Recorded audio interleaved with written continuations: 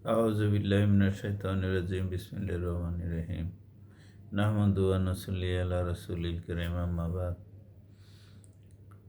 আজকের বিষয় তারাবি ও খতম তারাবি কি এবং কেন। কোরআন ও হাদিসের আলোকে বিশ্লেষণ। আল্লাহ কোরআন পাকে বলেন, আজ আমি তোমাদের দিনকে তোমাদের জন্য পরিপূর্ণ করে দিয়েছি। আমি নিয়ামত তোমাদের প্রতি সম্পন্ন করেছি এবং তোমাদের জন্য ইসলামকে দিন হিসেবে গ্রহণ করে নিয়েছি। সূরা মায়দা আয়াত নম্বর 3। এই আয়াতটি কোরআনের শেষ নাজিলকৃত আয়াত। এরপর আর কোনো কোরআনের আয়াত নাজিল হয়নি। তাফসির অনুযায়ী দেখা যায়, বিদায় হজের সময় আরাফাতের ময়দানে রাসূল সাল্লাল্লাহু সাল্লাম ভাষণ দেওয়া অবস্থায় এই আয়াতটি নাজিল হয়। বিদায় হজের 3 মাস পর আল্লাহর রাসূল সাল্লাল্লাহু সাল্লাম ইন্তেকাল করেন, অর্থাৎ রবিউল আউয়াল মাসে নবী সাল্লাল্লাহু সাল্লাম ইন্তেকাল করেন। পুনরায় রমজান মাস আসার 9 মাস আগে তিনি ওফাত গ্রহণ করেন। এতে বোঝা যায় রাসূল সাল্লাল্লাহু সাল্লাম রমজানের কোরআন খতম করে যেতে পারেননি। রাসূল সাল্লাল্লাহু সাল্লাম খতম দিতে না পারলেও আমরা কিন্তু রাসূলের সুন্নত হিসাবে খতম দিচ্ছি। শরীয়তের পরিভাষায় রাসূল সাল্লাল্লাহু সাল্লাম যা করেননি যা করতে বলেননি তাই বিদআত। আয়াত অনুযায়ী ধর্মীয় ও পাপ পুণ্যের ক্ষেত্রে আপনি সংযোজন বিয়োজন কোনোটাই করতে পারবেন না, এটি পরিপূর্ণ। আমাদের ওলামায়ে কেরামগণ এই বলে তারাবি পড়ে থাকেন যে বিদআত 2 প্রকার। 1 বিদআতে হাসানা, 2 বিদআতে সাইয়্যা। ভালো বিদআত, খারাপ বিদআত, অর্থাৎ ভালো সূর খারাপ সূর।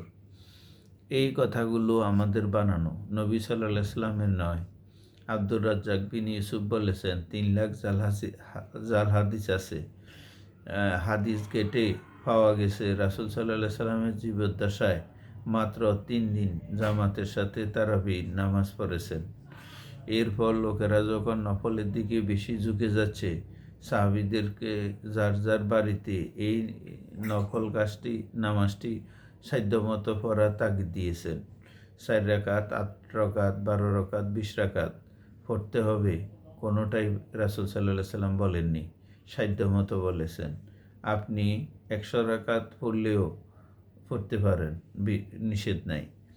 আর আমরা 8 রাকাত 20 রাকাত নিয়ে মারামারি। তারাবি নামাজের এই দশা। তারাবি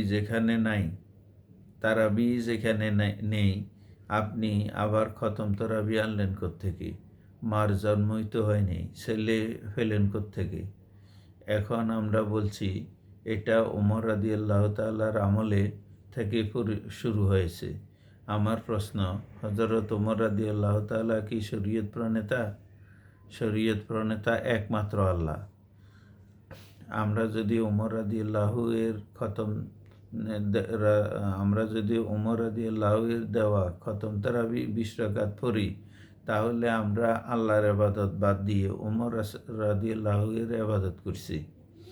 কোরআনের প্রতি অক্ষরে 10 নেকি, এই কথাটি কোরআনে নেই। কোরআনে যা নেই তা মানা উচিত এবং এই 10 নেকির কথাটি বলে আমাদেরকে যুগ যুগ ধরে শুধু কোরআন তেলাওয়াতের মধ্যে সীমাবদ্ধ রাখা হয়েছে। ঠিক এখনও 70 খতমের কথা বলে খতম তারাবি চালু করেছে। হাফেজ সাহেব নির্দিষ্ট সময়ে নামাজ শেষ করার জন্য ব্যস্ত। কি পরে মুসল্লিরাই বুঝে না, সে নিজেও বুঝে কিনা সন্দেহ আছে। এটাতে কোরআনের তারতিব নষ্ট হচ্ছে। সওয়াব তো হবেই না, বরং গুনাহ হবে।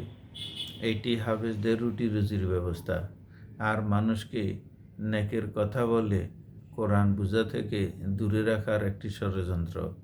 70 খতমের নেক আমলের জমা হলে আর কোরআন কষ্ট করে বোঝার দরকার কি? কোরআন বোঝা ফরজ, মক্কা মদিনার লোকদের ফরজ আদায় হচ্ছে, এটা তাদের ভাষা, তারা বুঝতেছে। এটি সালাতের মাধ্যমে কোরআনের পাঠচক্র।